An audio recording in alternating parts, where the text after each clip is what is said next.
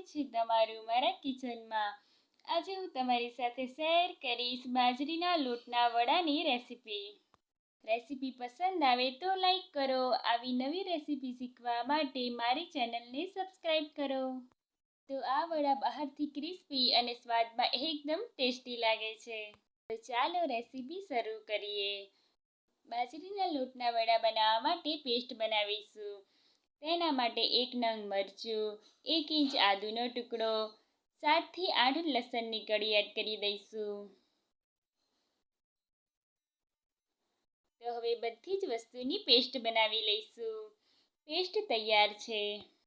તો હવે બાજરીના લોટના વડા બનાવવા માટે બાઉલમાં 2 કપ જેટલો બાજરીનો લોટ એડ કરીશું।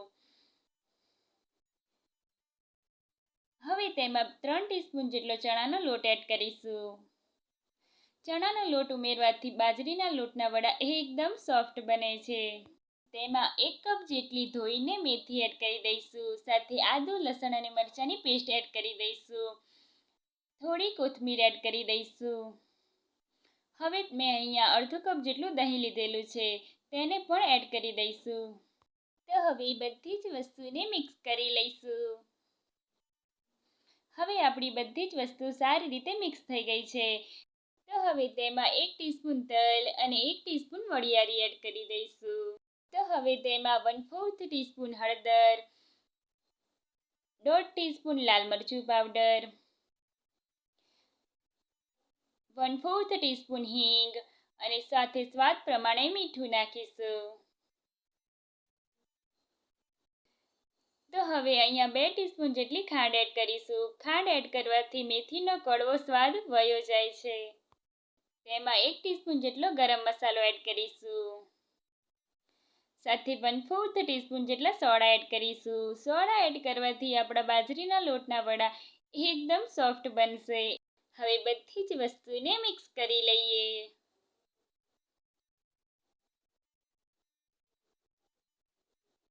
તો હવે મેં અહીંયા અડધો કપ જેટલું પાણી લીધેલું છે, તેને આપણે થોડું થોડું કરીને એડ કરી દઈએ અને પરફેક્ટ લોટ બાંધી લઈએ।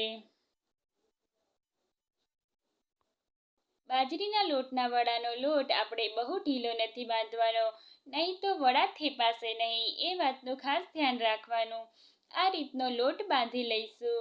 હવે લોટને આપણે 15 મિનિટ સુધી રેસ્ટ આપીશું। તો હવે 15 મિનિટ બાદ લોટ આપણો સારી રીતે સોફ્ટ થઈ ગયો છે।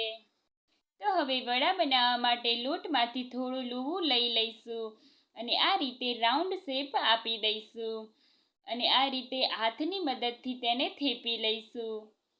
તમે જોઈ શકો છો, આ રીતે આપણે તેને રાઉન્ડ શેપ આપી દઈશું અને આ રીતની આપણે થિકનેસ રાખીશું।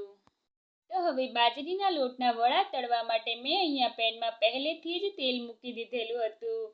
હવે તેલ ગરમ થયા બાદ તેમાં આપણે વડા એડ કરી દઈશું। બાજરીના લોટના વડા તળતી વખતે હાઈ ફ્લેમ નથી રાખવાની, નહીં તો વડા અંદરથી કાચા રહી જશે।